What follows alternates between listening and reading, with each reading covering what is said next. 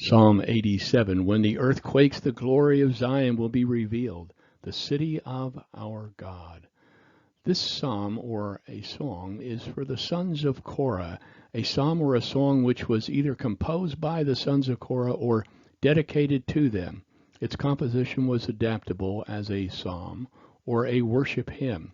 Contextually, the purpose is to exalt Zion as God's preferred place to dwell in, stating both the privilege and advantage of having been born in Jerusalem. It is a song that deals with Zion, past, present, and future, the city of God. Jerusalem has in it yet a glorious future. The name Zion, although morphed to include all of Jerusalem in our vocabulary today, it is a geographical spot on this earth illustrated in the map. Notice where the tabernacle on Mount Zion is in relationship to the mosque on the Temple Mount, the upper right. The geography is exclusive to each. According to prophecy, Mount Zion will be the location of the third temple. Verses 1 and 2 of Psalm 87 read, His foundation is in the holy mountains. The Lord loves the gates of Zion more than all the other dwelling places of Jacob. The most obvious explanation to such an abrupt commencement of the psalm is that it pictures God's foundation upon which his salvation rests. If God has chosen to establish his earthly temple upon the other holy mountains, he might have selected other favored spots of Jacob, but it was God's pleasure to have his chosen presence on Mount Zion. His selection made the hills in Jerusalem holy. They were by his determination ordained and set apart for the Lord's use. Jerusalem's elevation is remarkable, not from its being on the summit of one of the numerous hills of Judea, like most of the other towns and villages, but it is because it is on the edge of one of the highest tablelands of the country.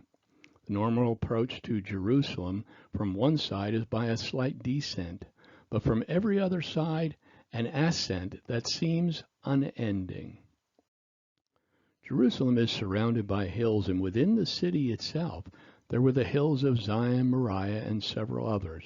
David writes of Zion in Psalm 48, 1 and 2.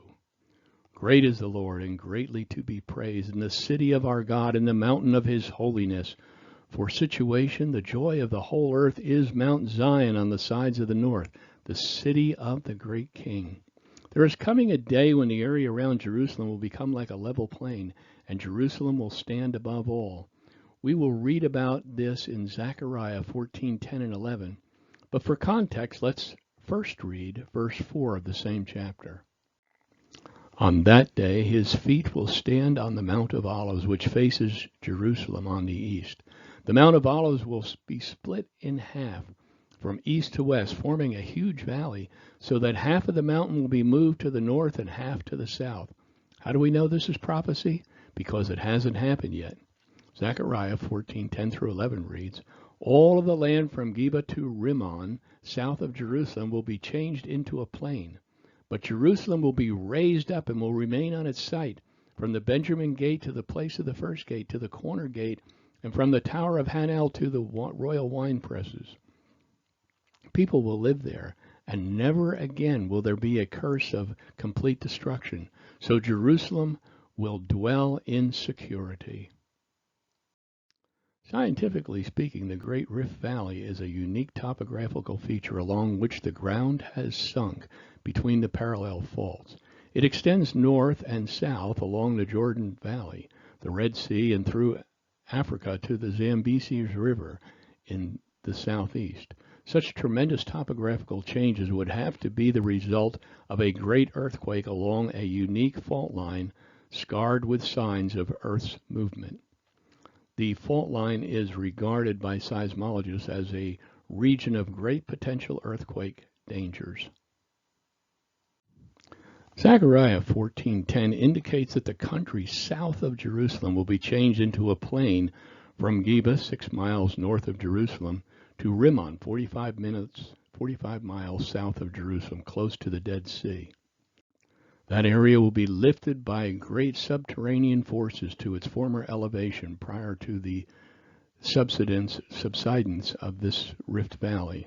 The prophet Isaiah tells us that at that time, the time of great earthquake in the Jordan Valley, the Lord will also destroy the tongue of the Egyptian sea, possibly indicating the disappearance of the Gulf of Aqaba and the division of the waters of the lower Nile, probably eastward toward the Red Sea.